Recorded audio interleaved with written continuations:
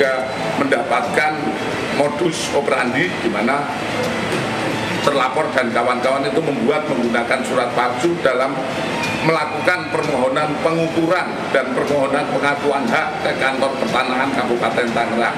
Dalam kesempatan ini ingin saya sampaikan bahwa saya juga adalah korban.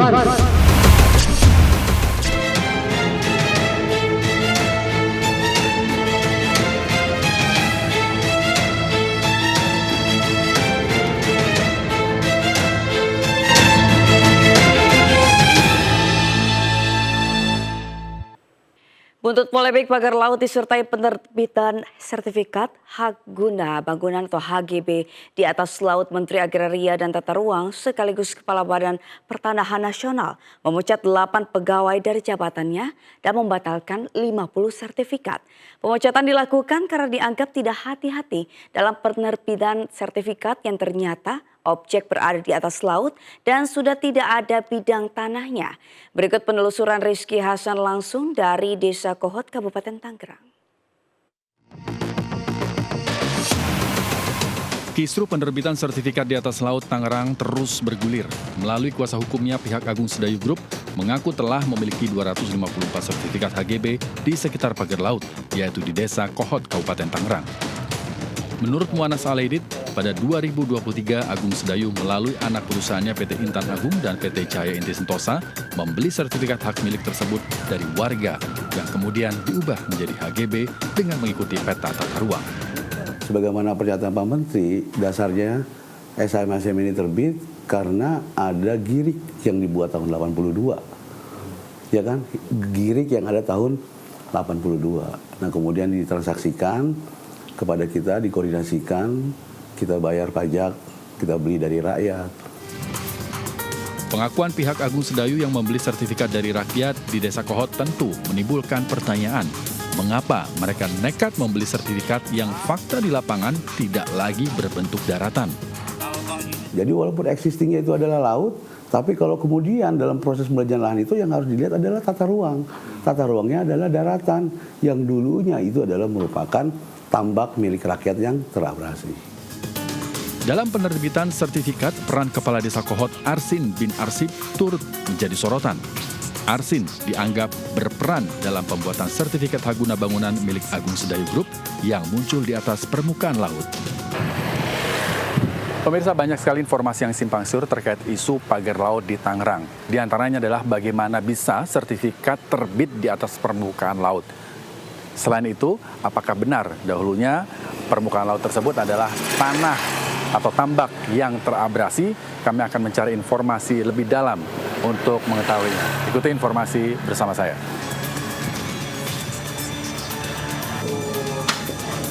Kami mendapat kesempatan untuk mewawancarai Kepala Desa Kohot. Sejumlah informasi yang beredar langsung kami konfirmasi kepada Arsin. Di Desa Kohot itu, khususnya yang ada di pinggir laut, itu dulunya tanah empang. Tanah empang itu tanah yang ada tanggul-tanggulnya ya empang untuk tanam ikan. Orang tua saya memiliki tanah kebetulan ada di pinggir laut juga. Itu memang abrasi dan sangat luar biasa abrasinya. Arsin juga mengatakan jika permohonan penerbitan sertifikat sudah melalui prosedur yang tepat, bahkan telah dikaji oleh pihak kantor ATR BPN Kabupaten Tangerang. Sebelum mengabulkan permohonan melalui pengkajian yang sangat luar biasa. Pengkajiannya itu ada di pihak terkait. Ya. Saya hanya kepala desa hanya mengajukan permohonan. Ya kesananya ya urusan itu tadi ya urusan instansi terkait. Ya. Untuk memastikan benarkah ada tanah yang terabrasi di Desa Kohot, kami langsung mendatangi lokasi tepi pantai Kampung Alar yang berbatasan langsung dengan proyek PIK 2. Sayangnya, beberapa nelayan tak berani memberikan keterangan karena khawatir terjadi intimidasi dari orang yang tak dikenal.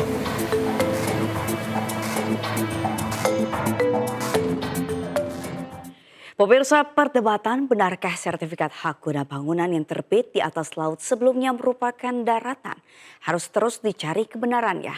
Sementara itu kepada awak media, Kementerian ATR BPN telah memberikan sanksi kepada 8 pegawainya karena terlibat penerbitan sertifikat laut.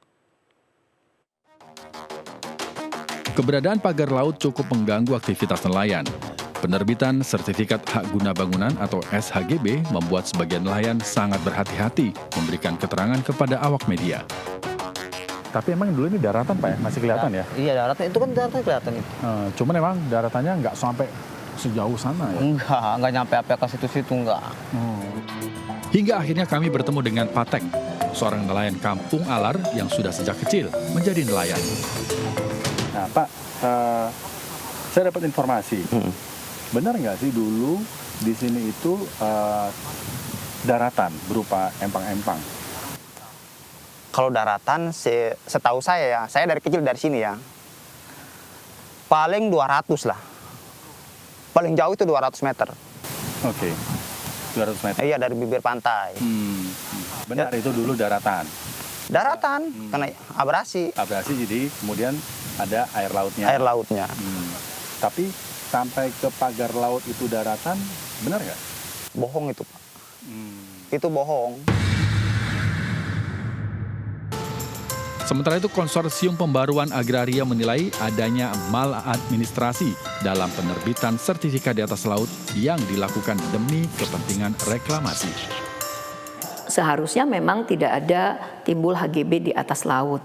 Kalaupun dia adalah hasil dari abrasi yang tadinya diterbitkan di atas daratan, tentu pemerintah yang harus menetapkan apakah betul-betul itu adalah tanah musnah yang berasal dari proses abrasi, atau sebenarnya memang sejak awal penerbitan HGB itu sudah salah kaprah diterbitkan di atas lautan dengan modus sebenarnya kemudian ketika sudah mendapatkan HGB di atas laut maka akan dilakukan reklamasi. Sekjen Koalisi Rakyat untuk Keadilan Perikanan atau KIARA menduga pagar bambu dibuat untuk kepentingan korporasi besar demi kepentingan bisnis semata. Pagar laut hanya akal-akalan yang berujung pada reklamasi.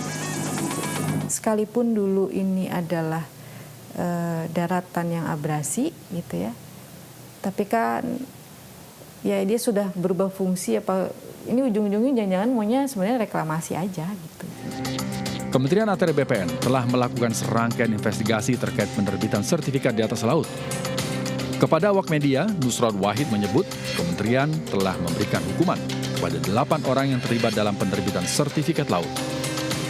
8 orang itu mereka yang waktu itu terlibat dalam proses penerbitan sertifikat yang kita anggap tidak prudent, tidak hati-hati. Kenapa saya anggap tidak hati-hati? Karena kalau kita lihat dari aspek dokumen juridisnya, itu memang lengkap. Dari aspek prosedurnya, itu memang terpenuhi prosedurnya. Tapi ketika kita cek kepada fakta materialnya, itu nggak sesuai. Karena sudah tidak ada bidang tanahnya. Kini muncul sertifikat laut di daerah lain, salah satunya di Subang, Jawa Barat. Lalu bagaimana langkah Kementerian ATR BPN untuk menelusuri siapa pelaku-pelaku yang menerbitkan sertifikat tersebut?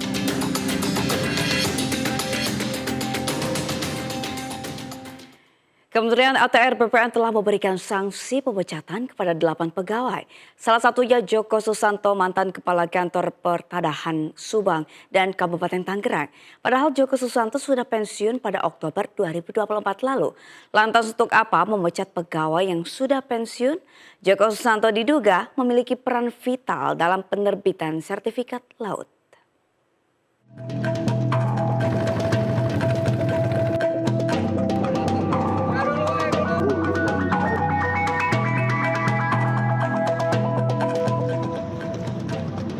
Persoalan pagar laut semakin meluas. Selain di perairan Tangerang, laut bersertifikat juga ditemukan di Subang, Jawa Barat. Sertifikat laut seluas 462 hektar dengan 307 bidang diterbitkan oleh ATR BPN Subang di tahun 2021. Penerbitan sertifikat merujuk pada peta zaman Belanda 1942.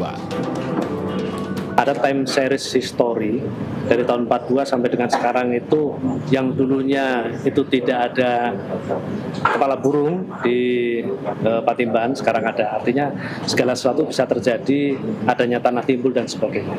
Dan SOP itu sudah kita laksanakan semua. Keterangan Herman langsung dibantah oleh nelayan seorang nelayan di Cirewang, mengaku sejak Presiden Soeharto, Teluk Cirewang merupakan laut, bukan daratan.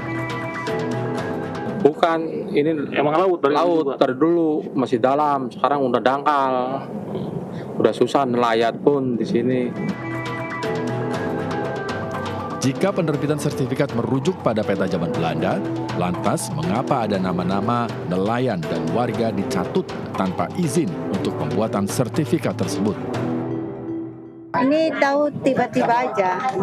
SMP nggak dipinta? Enggak dipinta apa aja, nggak dipinta. Ini tahu tiba-tiba aja.